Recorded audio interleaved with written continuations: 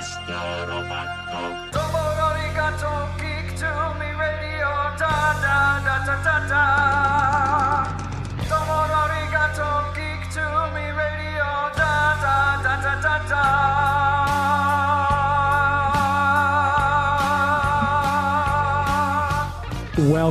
Welcome, geeks and nerds, girls and boys, to a brand new episode of Geek to Me Radio. Tonight, we have the great Emmy Award-winning Andrea Romano joining us live to talk about her upcoming appearance at Two Rivers Comic Con. After that, composer Anthony Parnther joins us to talk about his STL Symphony Orchestra. He'll be here conducting Infinity Saga. After that, actor-comedian Ron Funches, plus we've got a giveaway for Thomas Dolby at the City Winery. Stand by! We're talking TV, comics and movies, and video games.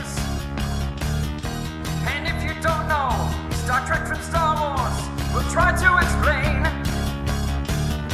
There are 12 doctors for Hogwarts houses, one ring rules them all.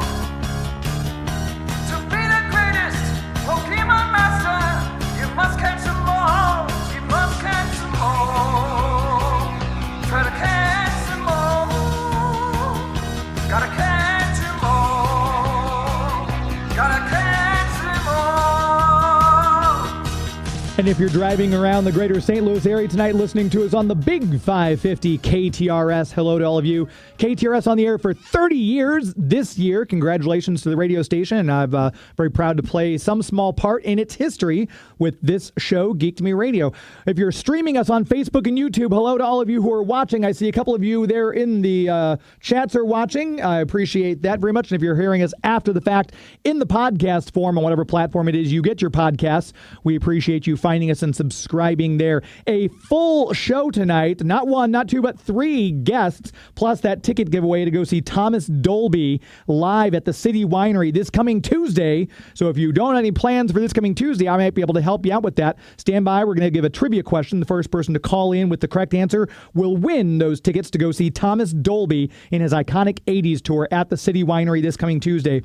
First off, my guest, this is only the second time she's joined me live on air, but I counted. This is her fifth time, so I owe her one of those gold jackets like they have on Saturday Night Live. Andrea Romano, how are you?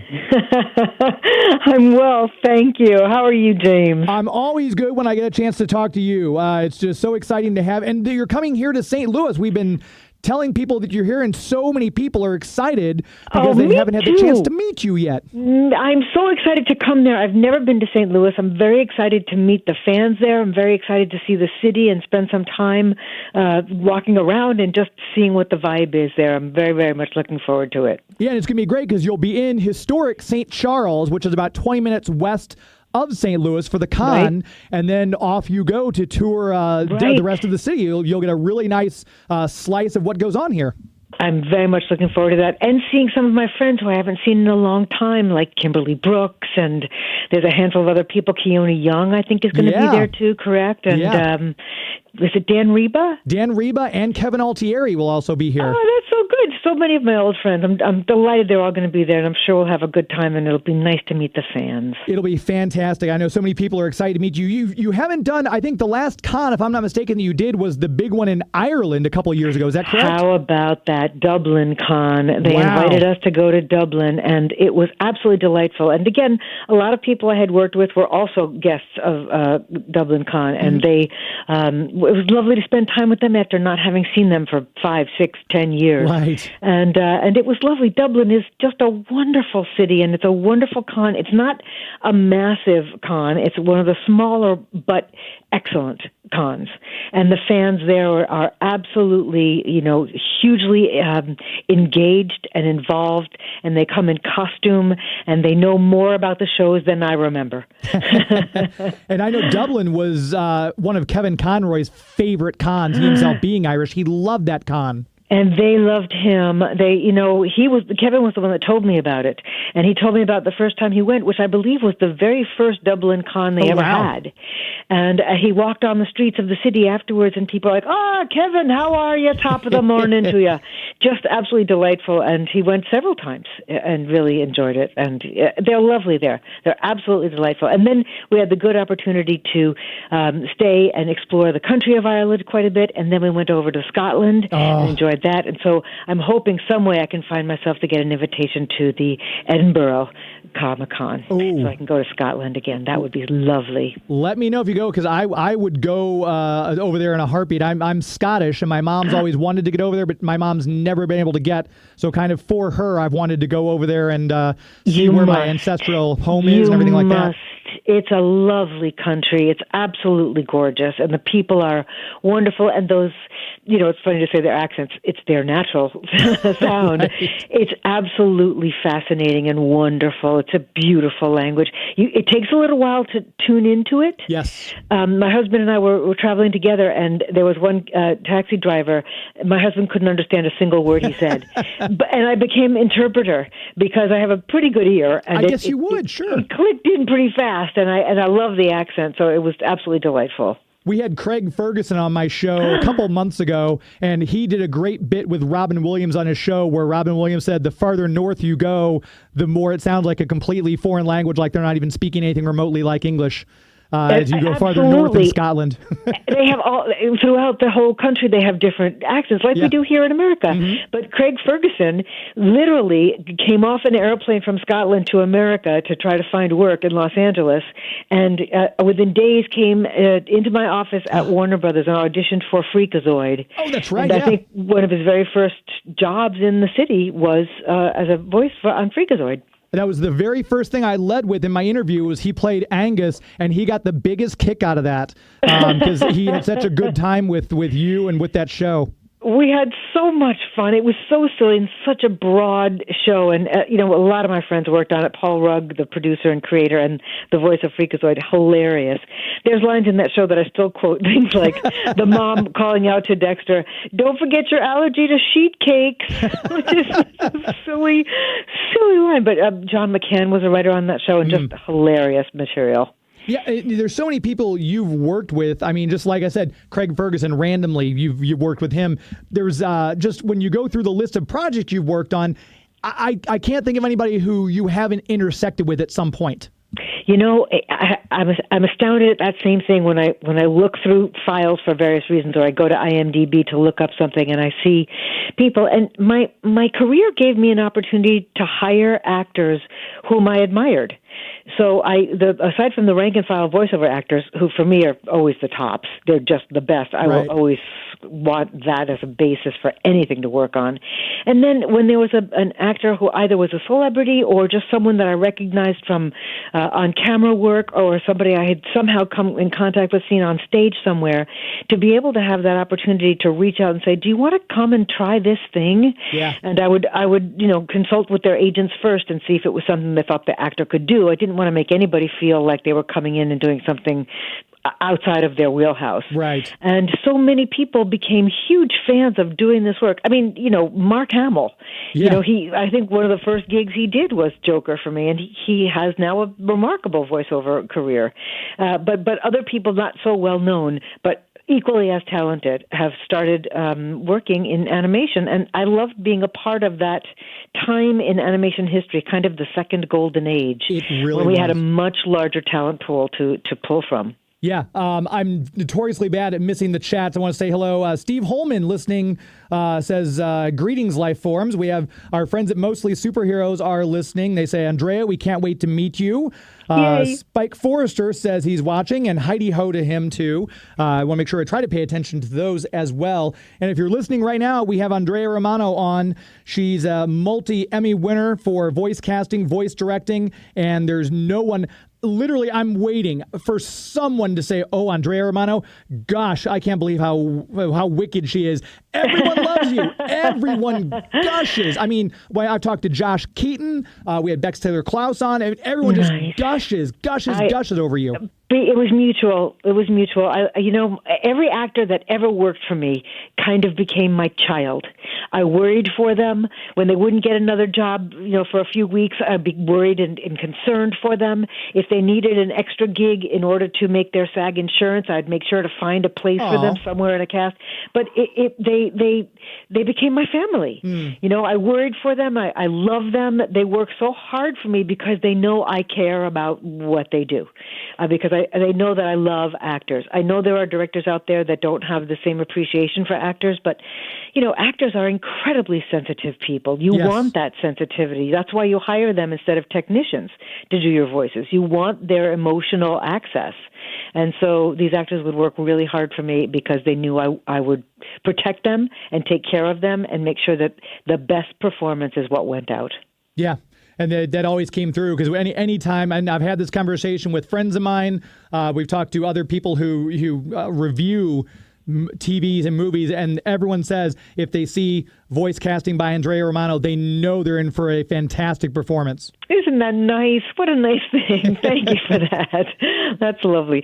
You know, this show Voltron that we're talking about with Bex and Josh, and I got to meet actors, first of all, that I hadn't seen for years. For example, Jeremy Shada, who played Lance on the series, I'm quite sure he was Robin for me in a couple of Batman projects. That's right. Way back when. Yeah. And then, you know, Kimberly, it was funny. I was looking on IMDb to find out when we first worked together. And as I'm scrolling through, my goodness, how much that girl works. Yeah. It was probably Static Shock, Okay. which was way, way, way long ago, early 2000s, very early 2000s, but how lovely that she's had such a successful career. And then that's when I met on that series was Rhys Darby, whom I adored. He's wonderful. Adored on Flight of the Conchords and did such a good job on this series. And of course, Stephen Ewan and lots of Cree Summer, my dear friend Cree Summer. Yeah. And just a bunch of really talented. It's funny, there were like 91 actors who worked on that series. And it was, you know, unfortunately, I had to leave the series before I finished it because that's when I had my health issues and I lost my vision in my left eye. And at the time, the thinking was that I might actually go blind in my right eye over a 3-year period. So I wanted to go see the world. So my husband and I traveled. And then now the report is that there's only a 5% chance that I will ever lose vision in that eye. Oh, that's wonderful. I know. So I wanted to give my fans good news because I know a lot of people were concerned for me because that was somewhat devastating. I retired much earlier than I had wanted to. I would have loved to have finished that series and a couple of other ones that I was working on before I retired. But things work out for a reason. So if I had waited and retired later, I would have gotten stuck right in the middle of the pandemic and not been able to travel at all. Right. So it worked out just fine. Yeah, and just one of those opportunities. You got to see a lot more of the world regardless. Absolutely. At all the places you've gotten to go. So if it's not a personal question, is there any chance, like I know you're retired, but if someone said we're doing this project, we'd really love to hire you for this, can you come back as I don't know if is it a temporary thing or is it how does that work with the union or is it foreboding? Well, no, I don't have a union that prohibits me from doing anything. It would have to be so very special. And I'll tell you why, James. Retirement is the best kept secret on the planet. Do you know what I do every single day? Anything I want. That's great. You know, I was a freelance director for so long that dozens of people had control of my time. Yeah. And I'm not complaining about it. I was very grateful to be so busy and have so many projects going. But I didn't control my own schedule. I was controlled by studios and whatever was necessary to get the jobs done well. And I didn't want to take on a job unless I could really give it all my energy. But now, I'm now retired, 7-8 years. It's a fantastic life. I'll bet. And I mean, my gosh, it's incredible because I've always, we've talked before in the places you've gotten to see and go. It's fantastic that you're able to do that. So regardless of how it shook out, you can't complain. It's been I truly can't. I truly cannot complain. And I got to see places that I never would during my working career when I did a bunch of dubbing supervision. Did you know that I did that work, James? I don't know that I did. Oh, this is such a cool thing I did. When Animaniacs first became very successful here in the United States, Steven Spielberg determined that he didn't want it just to be sold overseas without any supervision. So he sent me over to France, Italy, Spain, Germany, I think. Wow. And I did the dubbing supervision. First of all, I cast Animaniacs in something like 37 languages. Just supervised it, confirmed it, said that, yes, that sounds like our Dot, our, Yakko, our Wacko, or meaning age-wise. It didn't sound like a 40-year-old woman trying to sound like a 13-year-old boy. Sure. And so I went over, and I think what was appreciated was I wasn't just an executive going over to say, no, that sounds good, no, that sounds bad.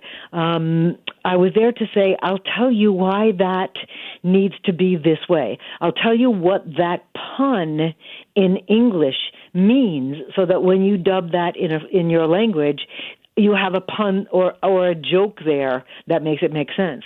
And so I did a bunch of that work. I was a dubbing supervisor for the first Kung Fu Panda movie, for the first Nintendo Pokemon movie. Okay. And for a ton of, Animaniacs, some Pinky and the Brain stuff, some Batman stuff. And so that was fantastic. I got to travel to all those countries and spend time with the people there, the actors there, the voiceover actors there, and working on the performances. And I always got really high compliments from people who traveled to those countries, knowing the American versions of those, and then hearing them say in French. And they would say, it sounds really good in French. It sounds like almost, like the English version, but with French words. So I was very pleased with that work. That was very fun to do. Hey, did you have anyone like Maurice LaMarche go, wow, that guy sounds just like me in Spanish? Every once in a while. And you know what I used to do is when I would get the submissions from various countries, they would send me tapes and I would listen to them. When someone would send me a tape of, say, Pinky in Hungarian that sounded just like Rob Paulson, I would play it for Rob on his answering machine so that he would have that, because it was just sometimes it was fascinating. They would find exact sound-alikes. Wow. It was remarkable.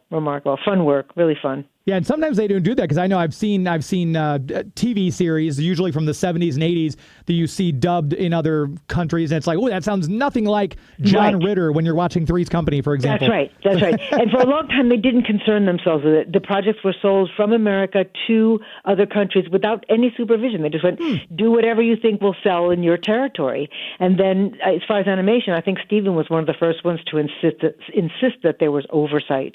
And then more and more people started getting into it, both on camera, as far as on camera series and animated series, making sure that the quality maintained. And that's when also day and date releases happened for animated features, so that there was no fraud, so people didn't get those films ahead of time and start releasing them however, and so that always made it really interesting to dub a film that actually wasn't even finished yet in the United States. Wow. So Kung Fu Panda wasn't done yet. It was still in rough form when I had to go to France, Italy, Germany, and Spain and oversee the dubbing for that. But what a fun movie to work on that was. I can imagine, yeah. So great. I had such an appreciation for Jack Black's work and Dustin Hoffman's work in that film when I watched everybody trying to get the same jokes and get the same ideas and the same interreactions between those two characters, Po and the Shifu.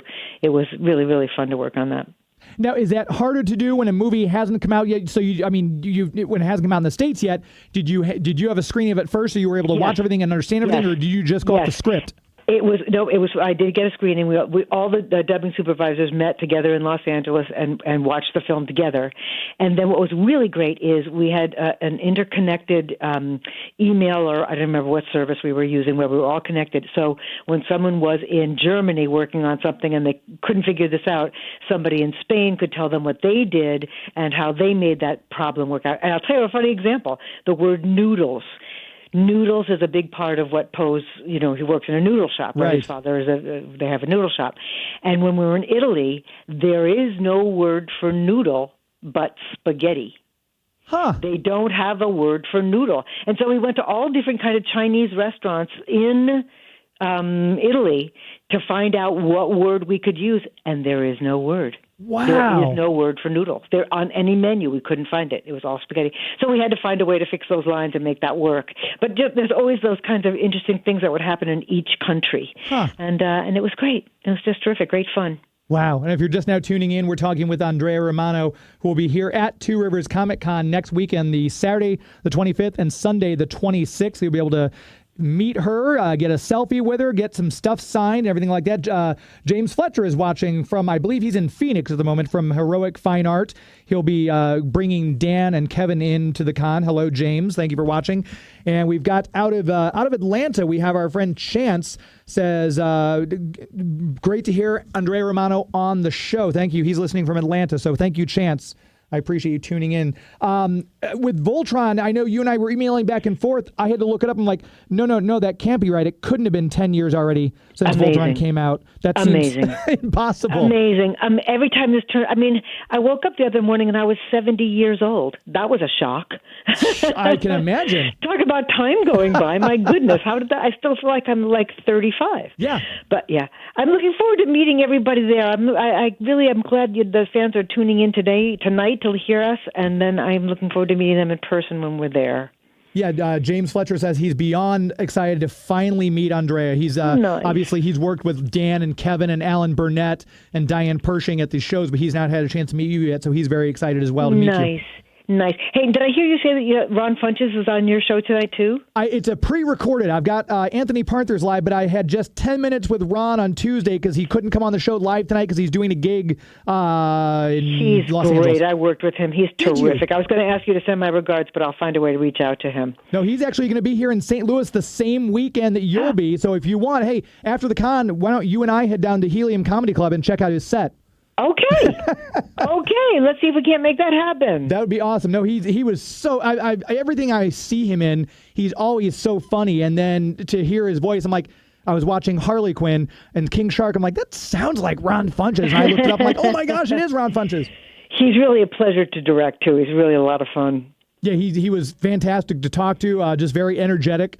And he and I had a lot in common because we both love video games. Nice. He's into the wrestling thing. I'm not sure if you've seen his series Loot with Maya Rudolph, but it's so good.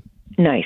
So, good for him. With when you get to have fun with your friends, I know I asked if it would be okay if I mentioned this. You just did celebrate your milestone 70th birthday.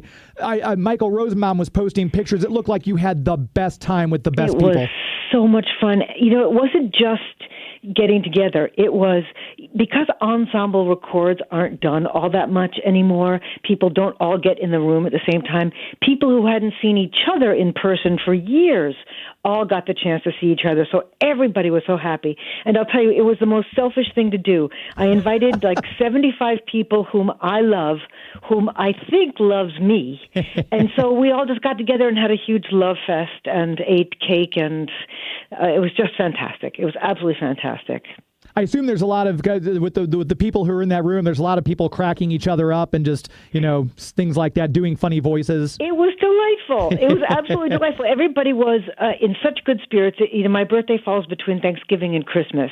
And so it's always kind of a rough time to get people together, but they all seemed very happy to be together, to have an excuse to dress up and go out and have a fun night. And it was absolutely delightful. And there was a handful of people who couldn't make it that night. And so I threw a brunch at my house a couple of weeks later, so I got to see Clancy Brown and Mark Hamill and Regina King and Cedric Yarborough and Will Friedle, people who couldn't make it to the party. So it was just, oh my gosh, it was just a love fest. It was fantastic. And I know Will Friedle's another one of those people who I've only had the chance to meet him one time, but he's another tremendous talent who, when I did meet him, he just raved about you. Well, that's another mutual love fest. He's terrific. He's a dear friend for a million years. He's a terrific actor. He's just a great guy all around. He's a good friend, and I'm happy for every success that he has. And I'm not going to keep you here too much longer because I want to save some of this conversation so the fans can hear it at the panels you'll be doing at Two Rivers Comic Con. Again, your tickets are on sale now, April 25th and 26th. If you want to get them online, we're giving away 3 pairs of tickets to go see Avengers Infinity Saga live in concert with the St. Louis Symphony Orchestra. We partnered with them. You can go see that May 1st through the 3rd. If you buy your tickets online, we'll do a drawing for that on Friday. But you can come and hang out and see Andrea Romano and ask her your questions at these panels. We're going to do a Voltron panel with Bob Koppler and Kimberly Brooks talking all things Voltron, and it'll be a great time. So make sure you get your tickets online, or they will be available at the door as well. But if you want to get into that drawing to win the tickets from the St. Louis Symphony Orchestra, make sure you put that in your to-do list this week and get those tickets online. Before I let you go, I'm just curious, do you have any other big travel plans? Once you come to St. Louis, you're going to check our fair city out. Any big travel plans on the horizon for 2026? I have another Comic-Con coming up in a couple of weeks in Virginia City, Virginia. I never have been there. Oh, nice. So I'm looking forward to that. And then I'll go in September to my favorite place on the whole planet, Kauai. Oh. I just love Kauai. My husband and I have figured with the amount of time that we've gone over the years, we've lived in Kauai for a year. My wife and I went to our honeymoon there, and that's our favorite island. It's our Isn't favorite it island. Just magnificent. It's stunning. It's a gorgeous island. It's wonderful. Well, every moment that you get to enjoy life, you have deserved, because you've just had such an impact on so many people's lives, not only the fantastic actors who you've worked with, but also, obviously, the people like me who grew up on these shows and just, consume these, and it shaped me as I was growing up. So from the bottom of my heart, not only thank you for all the wonderful work you've left, but thank you for coming here and visiting us in St. Louis next week. I'm looking forward to seeing everybody this weekend. Please, everybody, come meet me. I'm looking forward to it. Thank you so much. Enjoy the rest of your evening, and we'll see you in just about 5 days. Thanks, James. See you soon. Thank you. Take care. Ciao. There she goes, Andrea Romano. If you ever get a chance, like I said, to meet her, if you can't come to St. Louis, make sure you check out that Virginia City con that she was talking about. We'll talk about that down the road here as well. But otherwise, she'll be here both days, Saturday and Sunday, in historic St. Charles. Tickets are online now at tworiverscomiccon.com. Let's go ahead and take a quick commercial break. We will come back in just a moment, and we will have Anthony Parnther joining us here shortly to talk about that St. Louis Symphony Orchestra gig. Also, my interview with action comedian Ron Funches. You're listening to Geek to Me Radio on the Big 550 KTRS. Please stand by. Salon with 2 hair streaking wands, play shampoo, and all this. Barbie sold separately. Ooh, from it. The only thing more exciting than Turbo Hopper is Aero Turbo Hopper, the hottest off-road action you've ever seen.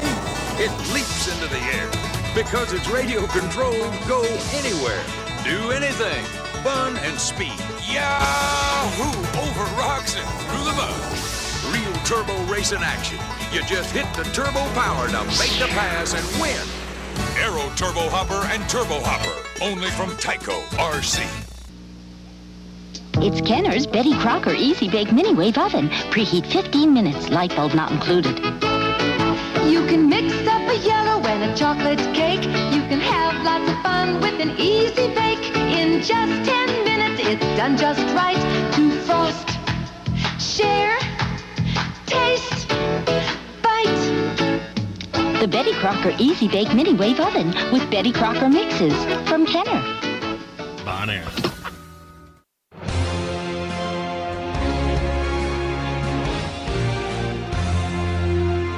Hi, this is Andrea Romano. I happen to be the voice director for many animated series, including the Justice League. You are listening on Geek to Me Radio. Geek to Me Radio, heard here every Sunday on the Big 550 KTRS. I'm your host, James Ensell. Sorry about that. Chance from Atlanta was talking about my mic. I pulled away because the mic is on this weird thing, so I forgot to grab it again before I started talking. Sorry, Chance. I hopefully don't sound hollow now. I want to make sure we tell you about our premier sponsor, the Greater St. Charles Convention and Visitors Bureau. You know the website, discoverstcharles.com. If you're planning to check out some places now that the weather is getting nicer, maybe you want to go out and have lunch on a patio, maybe get some brunch or have a nice evening out, get some dessert and ice cream. Check out all the places there are to eat along North and South Main Street in historic St. Charles. And you can check out the website, discoverstcharles.com, to get a list of those restaurants. Even in Frenchtown, a lot of great places are opening up. Every time I'm there's a new restaurant, but I'll pop in and try some stuff, but I always end up going back to my old favorites. We just had brunch, I should say, on Saturday at Novellis for my birthday last weekend. My wife took me there because she knows I love their breakfast, but you can go to the Main Street, the main house there, the main house in South Main, and get a nice steak. If you're looking for some sweet tooth items, you can go to Sugar and Slice, and there's not a bad meal to be had up and down Main Street. You got Salt and Smoke if you'd like some barbecue. And of course, if you're looking for some unique shopping opportunities, there's First Capital Trading Inc. There is also the Cozy Shop. And, of course, you've got all the little places up and down there. If you want to go have some fun, go into the Main Street Arcade and Soda Museum. You can spend a lot of time there just playing those retro games. Grab yourself a pretzel and a beer. Play some retro games. Check out the Soda Museum upstairs. Nothing short of a good time to be had in historic St. Charles. Plan your trip at the website, discoverstcharles.com. It's one of the reasons we decided to have Two Rivers Comic Con there, because it's such a cool area to hold it in. That'll be at the Steel Shop in Frenchtown off of 2nd Street, and we've got a lot of cool vendors will be setting up with us. Just went to the space today to check it out again. So excited to be having it there. And, of course, Kimberly Brooks, Andrea Romano. We're going to have Keone Young. We'll have Larry Hama from G.I. Joe. Bob Budiansky, who did Transformers and Sleepwalker and Ghost Rider. Our own Rick Burchett from She-Hulk and Black Hawk, and, of course, Batman Adventures and more. Check it out. Get your tickets on the website, discoverstcharles.com. There's a link there. You can check out our event or one of the many events happening in historic St. Charles. Discoverstcharles.com. As we always say, it's an historically good time. We're going to, while we wait for Anthony Parnther to join us, I had a chance to chat with comedian Ron Funches, who will be at the Helium Comedy Club this upcoming weekend. So make sure you go see him after you've checked out Two Rivers Comic Con. Here is my interview with actor-comedian Ron Funches. Right now joined by the brilliant actor-comedian Ron Funches. So many projects to talk about in such a short time, but we want to make sure we tell you that he's going to be at Helium Comedy Club right here in St. Louis, April 24th through the 26th. Ron, thanks for your time today. Of course, a pleasure. So I'm so excited to talk to you. I've loved all your voice work that you've done. It's so exciting to see you. We fell in love with Lute from season 1. So let me start there. Talk a little bit about being able to play Maya Rudolph's cousin. Oh, it's a dream come true. She's such a legend, from Saturday Night Live to Bridesmaids, watching her poop on the floor, to now being able to work with her and call her a boss and a friend, I believe, and definitely a mentor. It's an amazing job, and I feel like it's the closest thing I'll ever get to working someone with the level of like Lucille Ball. She's such a legend and such a amazing person, and I learn from her every day. Yeah, she's definitely one of those women I'd put up there on like the Mount Rushmore faces of comedy. I think she would definitely probably go right there. I'm thinking maybe in the Teddy Roosevelt slot if I had to pick, but we can get into specifics later, of course. Talking about your stand-up routine with all the stuff you do, who are some of your early comedy inspirations and what kind of led you down that path to decide, hey, this is kind of what I want to do? I just been a fan of comedy since I was a kid. Just fell in love with it, watching, Chris Rock, Bigger and Blacker, and Dave Chappelle, Mitch Hedberg, and just going back and learning about people that I enjoy now, like Godfrey Cambridge or just Bernie Mac, just the legends, So I've been a fan for as long as I can remember, and then now I'm lucky enough that it's part of my job, so it's a blessing. And it was on your website. I want to make sure we talk to people about that, ronfunches.com. If you check it out there, I was looking at your itinerary. You've got a very busy year on the road. It looks like after you leave St. Louis, you'll be at the Stardome in Birmingham, May 15th and 17th. You're at the Spokane Comedy Club in late May. And then it looks like in August, you go over to the UK. You're hitting Ireland, UK. Do you alter your act when you go abroad outside the United States? Do you find there's a different sensibility about comedy per se? They just are a little bit more laid back, so I just have to expect sometimes they're not big wooers. The wooing is a big American thing. So I just adjust for a lack of woos, and then, some references that they don't get. Basically, any type of baseball type of reference or sports references that they won't get. I always just kind of look at it as a great test to figure out what part of my act is universal and can go everywhere, and what can I learn about there. So I don't really try to change anything, but sometimes I learn, what they don't have there. And with the comedy, like I said, you have so many different stops you're making. You're going to be at the Helium Comedy Club in Indianapolis in June, Philadelphia in July. With your busy shooting schedule, you're doing voice work, you're doing live acting. Do you kind of alternate, like, here's what my schedule will allow me to do travel-wise for stand-up? Do you kind of alter that around your shooting schedule for whatever project you might be doing? How does the scheduling work? Because it seems like you're always busy. Yeah, that's it. Pretty much. I got kids I'm trying to keep in private school.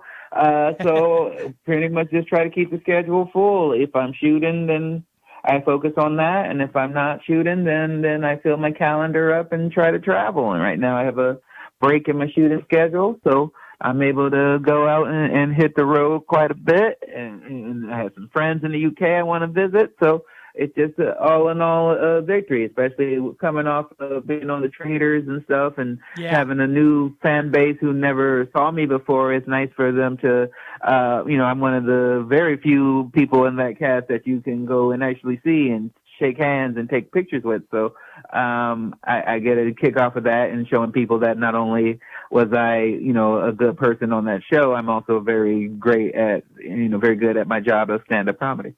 And I saw a podcast interview you were doing about your time on Traders. It seemed like you kind of weren't sure what to expect, and it was kind of a different experience. Are you glad you did the show? It seemed like there was a lot happening, and some of the stuff took you aback a little bit. Talk a little bit about your time on Traders, if you don't mind. Yeah, well, it was an amazing experience to go to Scotland and spend time in that castle and see so many things that I never thought I'd end up in that place. And now to meet Alan Cumming, who's an amazing host and amazing actor, that all was a great part of it. Just some people that I met that I didn't enjoy, but we've all had jobs like that where we don't like our coworkers.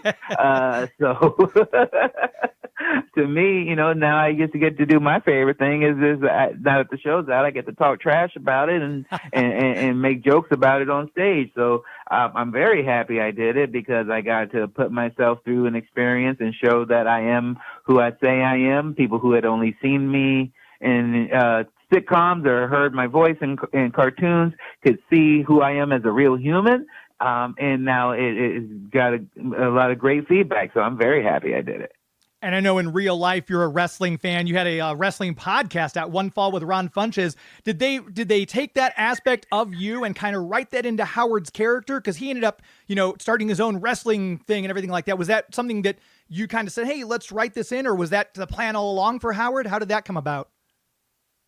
They were aware of my love of wrestling. A couple of the writers there were also wrestling fans. So I met a couple of them at shows before they even were working on the show together. So it was known. And then what was a great part about that show is that they really try to write in who you are into the character. So they just were like, if you had the ability to have your own business, I imagine you'd have your own wrestling league. And I was like, absolutely, let's do it. So it's a dream come true for me because then I get to hang out with all these action figures and have a wrestling match. Yeah, I love it. Was any of that stuff from your personal collection? Are you a big collector? Do you have a lot of stuff like that? I have a few things. None of that was, but some of it now is. So so it turned out great. And I want to ask you quickly about Harley Quinn. It was such a huge hit. You voiced King Shark. We had Lake Bell on the show last year, and voice acting's changed quite a bit. Pre-pandemic, you'd all be in a room together recording. Now, more and more, you're doing your own things on your own time. Talk about a little bit of your experience on Harley Quinn. How was it working as King Shark, and are you a big comic book fan? Oh, it's just amazing for me because, I grew up just a big nerd in general. So to have the ability to step into such a beloved comic book character and of fun, to be able to have such a fun, silly spin on it has been amazing for me. And now is one of the things that I get recognized the most from. And it's to me a very funny and very bloody and fun show.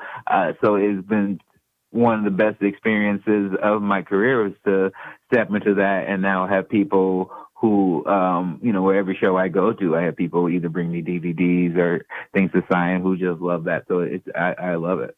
You mentioned Alan Cumming. He famously played Nightcrawler in the X-Men, and they're bringing all these people back for this new Avengers Doomsday. If they were to cast you as a live-action Marvel hero or villain, who would you want to play? I would want to be Beast because he's both smart and also deadly and ferocious, and I would love that. That to me would be fun, and then I get to be hairy and naked. I would love it. I would love the whole thing. And again, you can catch Ron at the Helium Comedy Club April 24th and 26th. When you're doing comedy, do you change it a little bit based on the sensations of the crowd? Like you're kind of getting that immediate feedback and everything, or is it pretty much a solid, this is what we're going to do, and it's more or less locked in when you go out on stage? No, that's the fun and joy of live comedy, is to go off the energy and the love of the crowd. I'm sure that I have a plan of some things and topics that I will talk about, but I'm always working on new jokes and playing with the audience and having fun and interacting. I don't really try to. You're safe in my show. If you want to come in the first two rows, you're not going to get picked on unless you try to say something silly. Then I will definitely destroy you. But other than that, it's just love and fun, and we go back and forth, and I go off the energy of the audience. And I think it's one of the things about you can't recreate, no matter if you watch a movie or watch TV. You go to a live comedy show, especially one of my shows, I just try to bring this level of fun and joy where you end up leaving feeling much better than you did when you came in. And I think especially, in these times, that's one of the compliments I hear the most, and the compliments I take most to heart, that people tell me that, I've had a bad day, bad week, and coming to your show, I feel much better and able to get back out in the world. So it makes me feel happy. Again, continued success to you. Thank you for your time. We'll look forward to seeing you here in St. Louis. Have a great rest of your day. There he goes, comedian, actor Ron Funches. Again, that'll be at the Helium Comedy Club right here in St. Louis this weekend, April 24th through the 26th. So go to Two Rivers Comic Con during the day, and then go check out Ron Funches in the evening right there at the Helium Comedy Club. From comedy clubs to orchestra, we go to my next guest, just an accomplished bassoonist and conductor. He's going to be here May 1st through the 3rd. If I got them, all my dates are muddled together. I apologize, Anthony, but he'll be here for that, doing the Avengers Infinity Saga in concert. Anthony, I'm so happy to have you on the show tonight. Thanks for your time. Oh, thanks for having me. I'm excited to be here with you. Of course. Yeah, this is, I was going over the resume of stuff you've got, and I'm blown away. The last time we had anyone musically inclined on, we had Dynamic Music Partners, Lolita Ritmanis and Christopher Carter and Michael McHuston on, talking about the stuff they've now releasing. The Justice League Unlimited soundtracks are coming out for stuff, but now we're pivoting to the Marvel world, and you did the Black Panther. You composed all that for the movies. These different movies you worked on. Do you ever, obviously, this is what you train for, do you ever get a little intimidated by certain projects still? Oh, I would say so. We were working on a movie. Ludwig Göransson and I worked together on Black Panther Wakanda Forever, but we recently worked on Oppenheimer and Sinners. So I conducted those scores, both which happened to win Oscars. But I would definitely say that both of those projects pushed the limits of all of the musicians and artists involved. With being a bassoonist, a lot of times the people I end up talking to start out with like a piano background, or they started in strings. You're one of the few woodwind people I've gotten a chance to talk to, so this is exciting. When you're doing that, what kind of makes you decide? Because there's people all throughout the orchestra where you look up and say, "I want to conduct. I want to do that." What is it in you that makes that leap? And does that happen very often? Oh, I picked up the bassoon to scam my parents into letting me go on school trips. That was it. Yeah, I was. I'm from Virginia, and we have this theme park called King's Dominion, and the band went every single year. And my parents were what we call fuddy-duds. They weren't, So I was like, well, if I learn to play this instrument, and if the band goes every year, then I get to go on the trip. And so 30 some years later, I still haven't been to King's Dominion, but I've had a pretty interesting career. I'd say so. What out of all the instruments, what made you decide bassoon's the one I want to go with?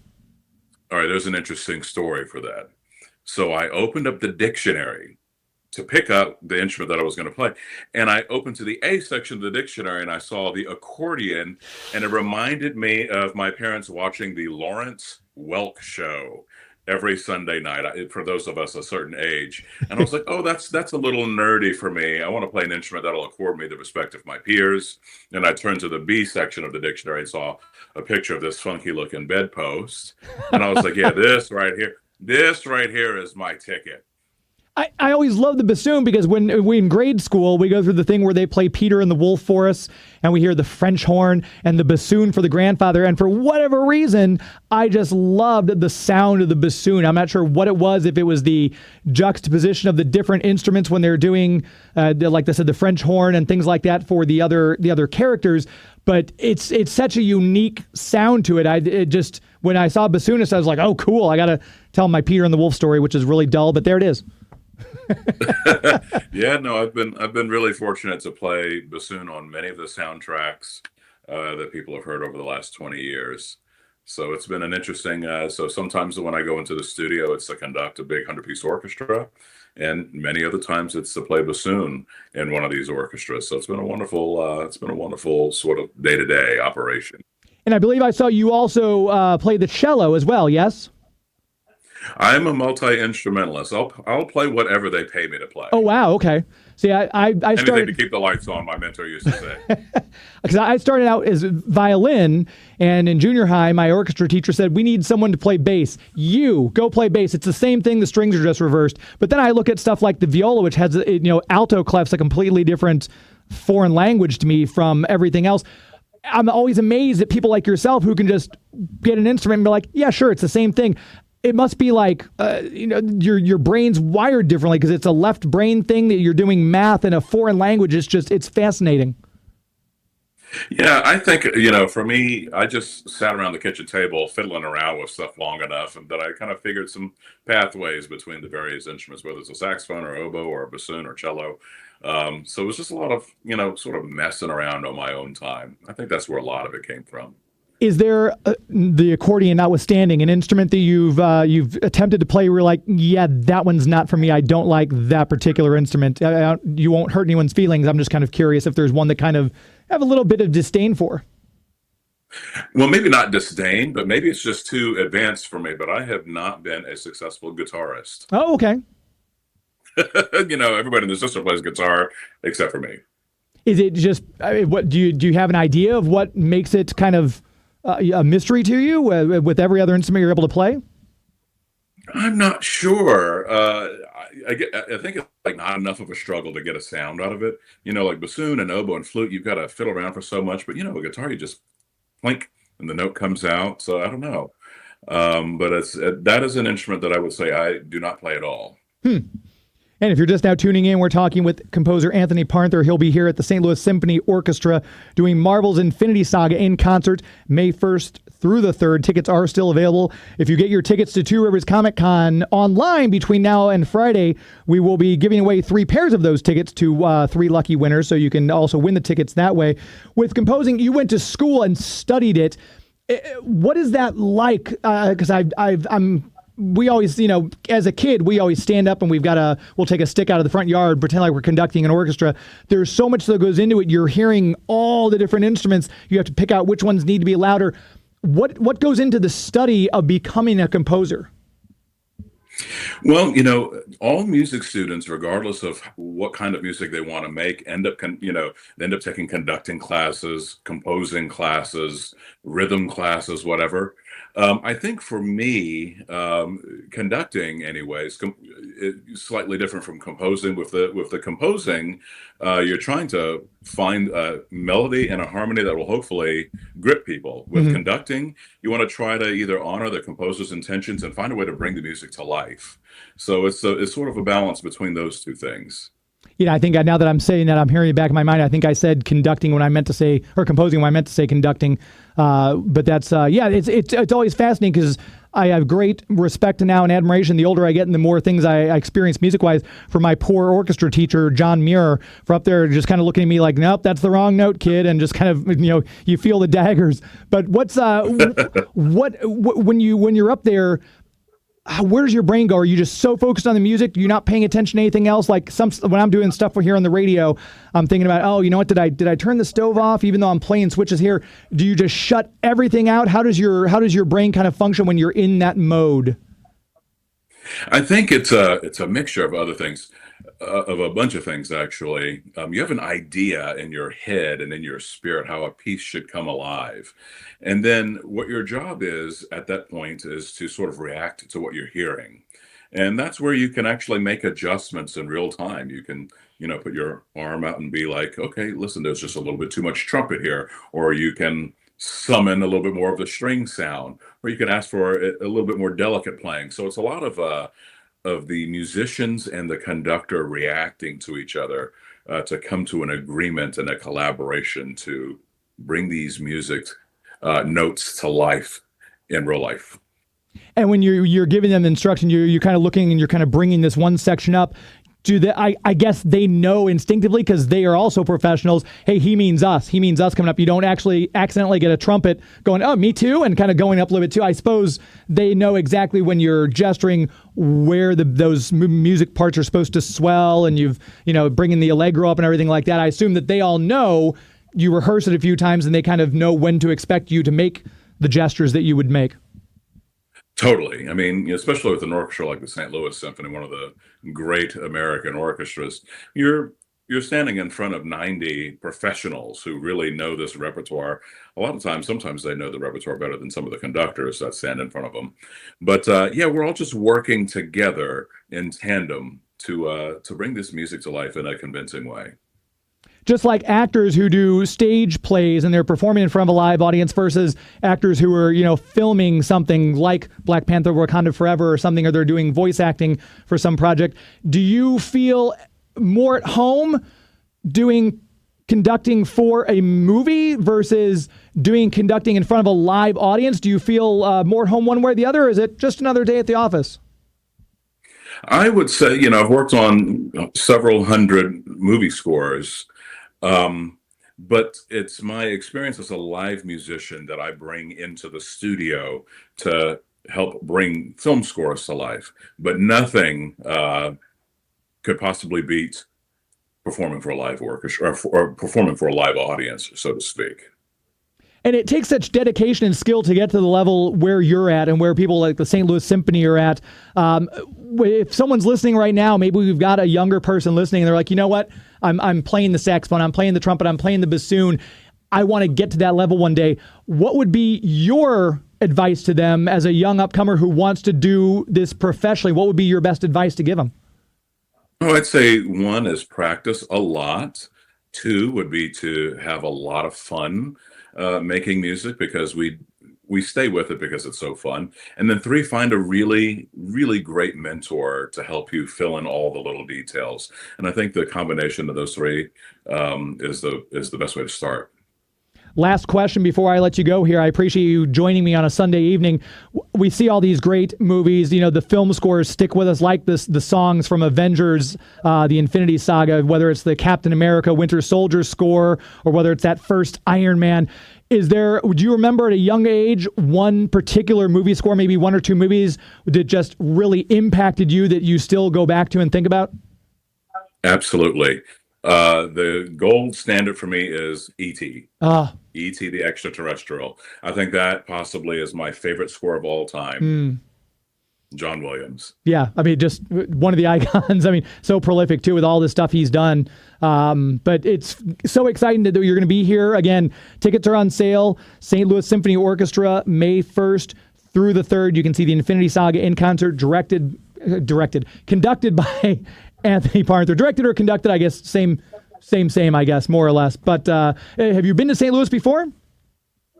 Yes. Every time I come to the St. Louis Symphony, I'm doing something completely different. One time I was on tour with John Legend. One time I came to conduct Tina Turner tribute. I was here for a Chuck Berry tribute once.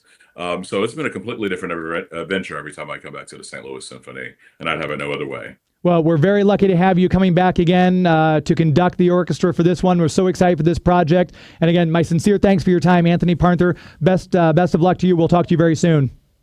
Thank you for having me, and hopefully I'll see you all at the concert. Sounds good. Blast. See you then. Thank you so much. All right.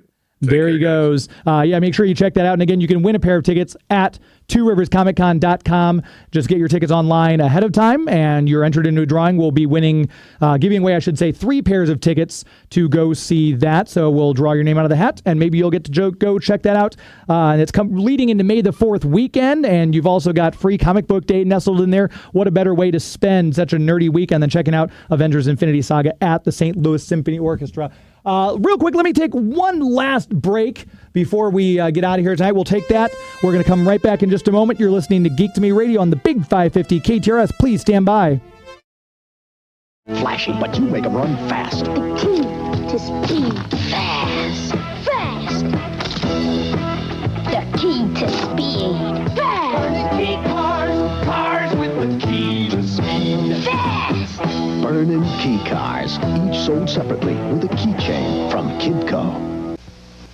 Switch on Chargertron, robots like you've never seen. Switch on Chargertron, supersonic machines. Rev the meter till it's red. Launch out the tracker.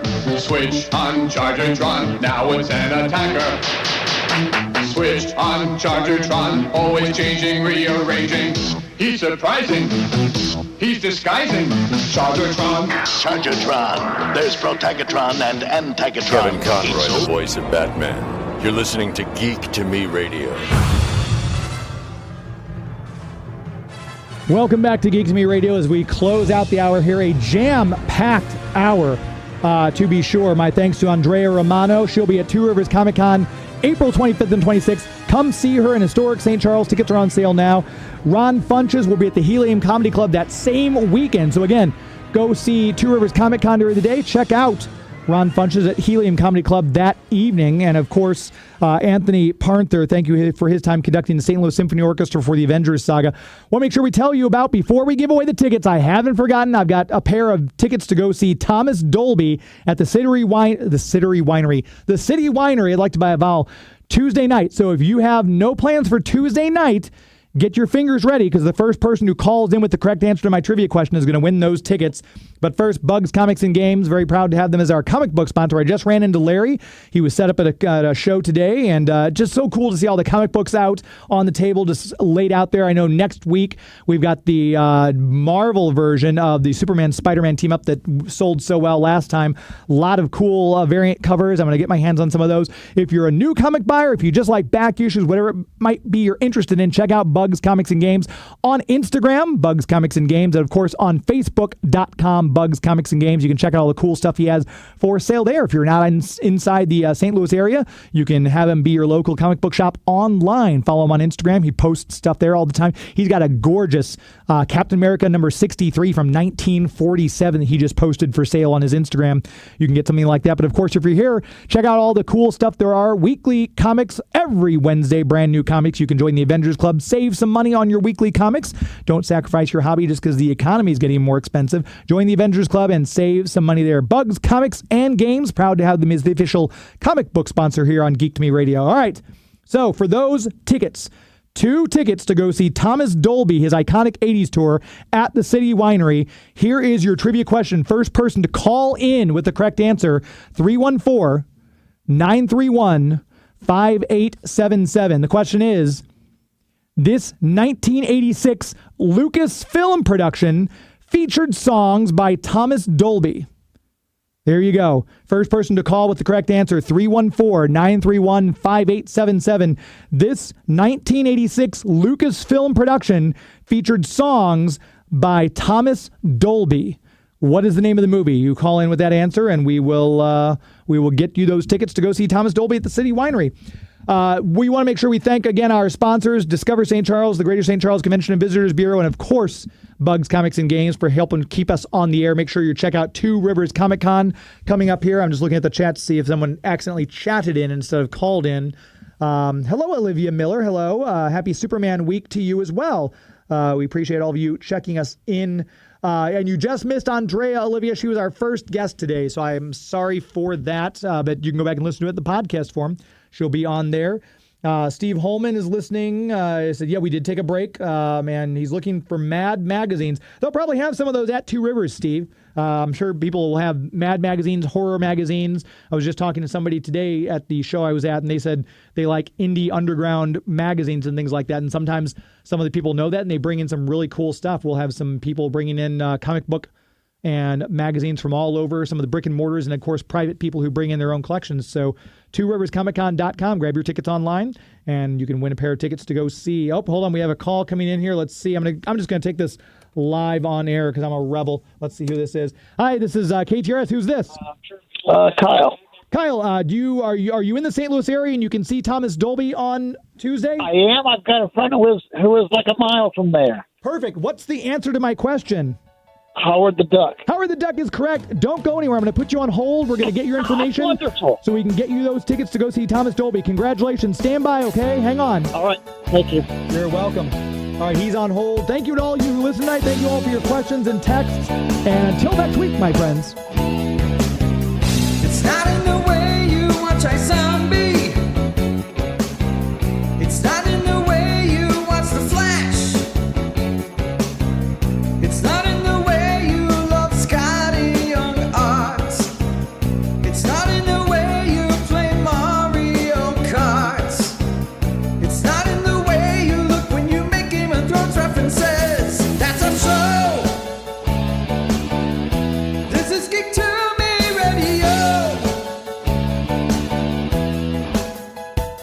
That's our show. This is Geek to Me Radio. Thank you, St. Louis. Good night.